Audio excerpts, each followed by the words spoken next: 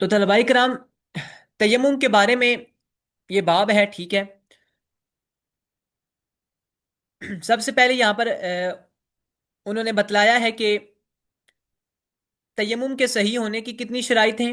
8 شرائط ہیں، ٹھیک ہے۔ سب سے پہلے انہوں نے جو بتلائی ہے وہ کون سی ہے؟ نیت ہے۔ اور نیت کی حقیقت کیا ہے کہ وہ حقیقتها عقد القلب علی الفعل، کہ کسی فعل پر، کسی کام پر پختہ ارادہ کر لینا، یہ کیا ہے؟ نیت کہلاتا ہے، ٹھیک ہے۔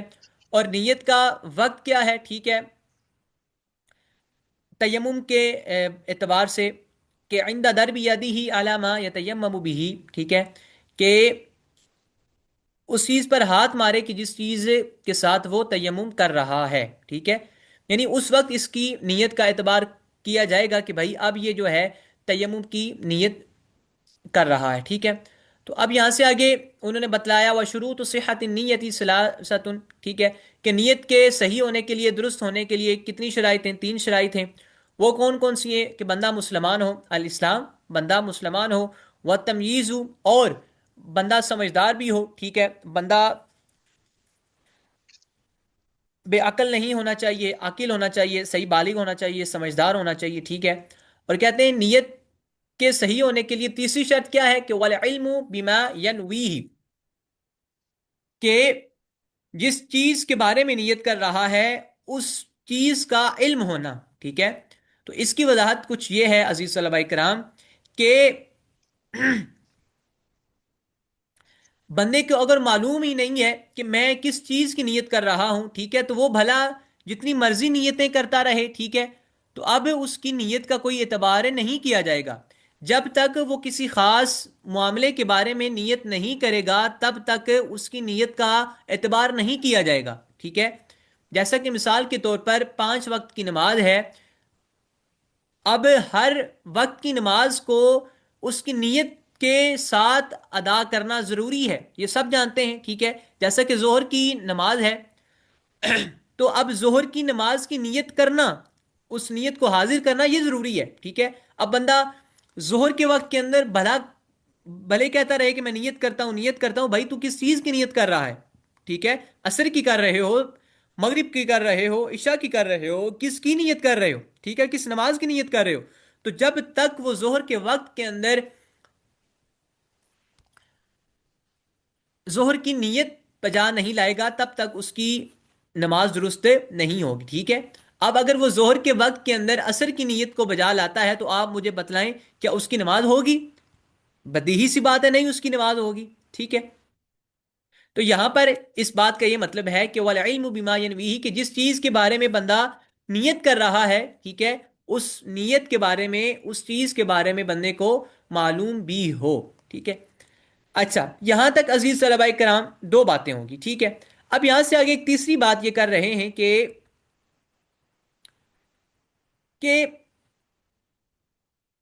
نماز کے لیے تیمم کی نیت کے صحیح ہونے کے لیے کن باتوں کا پایا جانا ضروری ہے، ٹھیک ہے۔ یعنی جو تیمم نماز کے لیے کر رہے ہیں، ٹھیک ہے، اس کے لیے 3 شرطوں میں سے کسی ایک کا پایا جانا ضروری ہوگا، ٹھیک ہے۔ جیسے آپ دیکھیں آگے لکھا ہوا ثلاثۃ اشیاء، ٹھیک ہے۔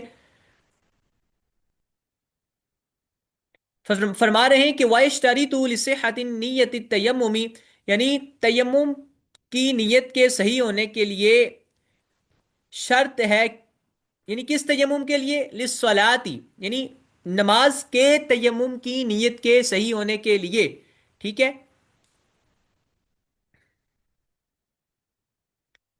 بھی للصلاۃ بھی احد الثلاثۃ اشیاء، تو 3 باتوں میں سے، 3 شرطوں میں سے کسی ایک کا پایا جانا ضروری ہے، ٹھیک ہے۔ اب وہ آگے بیان کریں گے، ٹھیک ہے، کہ نماز کے تیمم کی نیت کی جو صحت ہے وہ کن 3 چیزوں کے، یا 3 چیزوں میں سے کسی ایک کے پائے جانے سے درست ہوگی، ٹھیک ہے۔ پہلی یہ ہے کہ نیت الطہارتی، وہ طہارت کی نیت کرے، ٹھیک ہے، یعنی کہ بندہ ناپاک ہے، ٹھیک ہے، اس کا یعنی کہ وضو نہیں ہے، وضو نہیں ہے، یا اس کو کیا کہتے ہیں، بندے کے اوپر غسل لازم ہے، ٹھیک ہے، تو پانی نہ ملنے کی صورت کے اندر بندہ تیمم بھی کر سکتا ہے، ٹھیک ہے۔ تو پہلی شرط کیا ہوگی نماز کے تیمم کے صحیح ہونے کے لیے؟ کہ وہ طہارت کی نیت کرے، ٹھیک ہے، وہ طہارت کی نیت کرے، تب اس کا نماز کے لیے تیمم کی نیت کرنا درست ہوگا، ٹھیک ہے۔ اچھا، یوں ہی آگے دوسری بات یہ ہے کہ استباحت الصلاتی، کہ نماز کے جائز ہونے کی وہ کیا کرے، نیت کرے، نماز کے مباح ہونے کی نیت کرے، ٹھیک ہے۔ اور تیسری یہ ہے کہ نیت عبادت مقصودۃ لا تصح بدون طہارت، کہتے ہیں کہ یا پھر وہ اس تیمم کے ذریعے ایسی نیت، ایسی عبادت کی نیت کرے کہ جو عبادت مقصودہ ہو، ٹھیک ہے، کہ جو عبادت مقصودہ ہو، ٹھیک ہے۔ تو لا تصح بدون طہارت،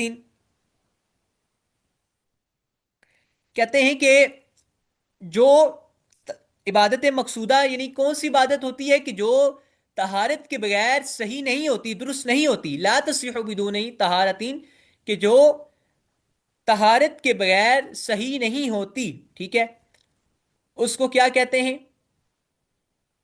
عبادت مقصودہ، ٹھیک ہے۔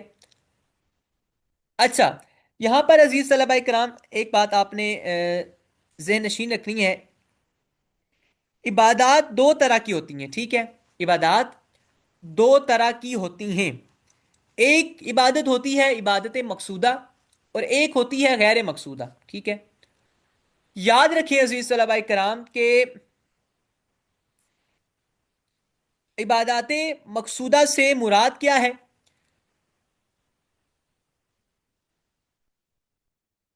کہ ایسی عبادت جو مستقل طور پر یعنی انفرادی طور پر اپنا ایک خاص درجہ رکھتی ہو، ٹھیک ہے، کسی دوسری عبادت کے لیے وسیلہ وہ نہ بن رہی ہو، ٹھیک ہے، کسی دوسری عبادت کے لیے وہ وسیلہ نہ بن رہی ہو، ٹھیک ہے۔ اب جیسا کہ دیکھیں مثال کے طور پر وضو ہے، وضو عبادت مقصودہ نہیں ہے، بلکہ یہ غیر مقصودہ ہے، ٹھیک ہے، کیونکہ اس کو نماز پڑھنے کے لیے کیا جاتا ہے، خود یہ ایک عبادت نہیں ہے، وضو خود ایک عبادت نہیں ہے، ٹھیک ہے، وضو کو نماز پڑھنے کے لیے کیا جاتا ہے، تو وضو جو ہے یہ عبادت غیر مقصودہ کے تحت آئے گا، ٹھیک ہے۔ مگر جو نماز ہے، جو روزہ ہے، جو حج ہے، یہ زکوٰۃ ہے، یہ خود ایک ذاتی طور پر انفرادی حیثیت کے اعتبار سے یہ عبادت کا درجہ رکھتی ہیں۔ تو یہ جو عبادات ہیں، نماز قائم کرنا، روزہ رکھنا، زکوٰۃ دینا، حج کرنا، اور جو دیگر بدنی اور مالی عبادات ہیں، یہ سب کی سب کس عبادت کے تحت آتی ہیں؟ عبادت مقصودہ کے تحت شامل ہوتی ہیں، ٹھیک ہے۔ اور اگر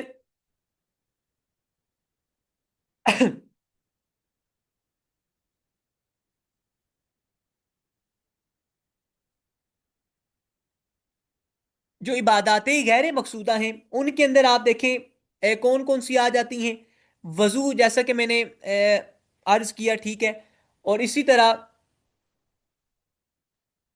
جو غسل ہے یا مسجد کی طرف چلنا ہے، ٹھیک ہے۔ اب یہ خود ایک ذاتی طور پر مستقل حیثیت کے اعتبار سے، انفرادی حیثیت کے اعتبار سے یہ عبادات نہیں ہیں، بلکہ یہ کسی غیر کے ادا کرنے کے لیے ان کا سبب وجود میں آتا ہے، ٹھیک ہے۔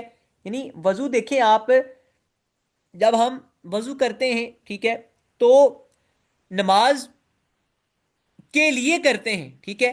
اب وضو جو ہے یہ مستقل طور پر، انفرادی طور پر عبادت نہیں ہے، بلکہ اس کو نماز کے لیے کیا جاتا ہے، تو لہٰذا یہ غیر مقصودہ ہوا، ٹھیک ہے۔ تو جو ہے نماز جو ہے یہ ایک اپنی حیثیت رکھتی ہے، ٹھیک ہے۔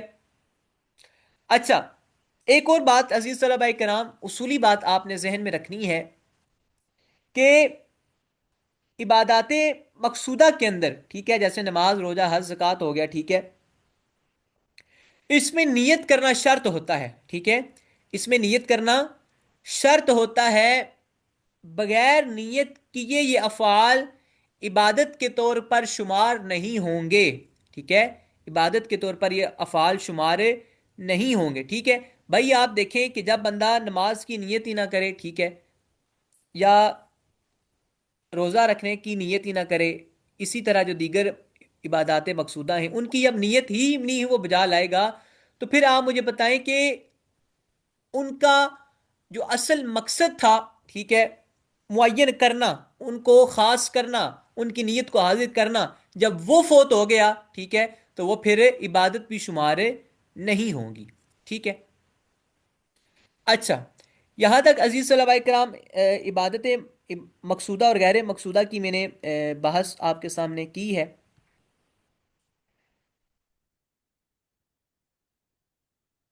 تو بقیہ سبق انشاءاللہ عز و جل ہم کل پر رکھتے ہیں، ٹھیک ہے۔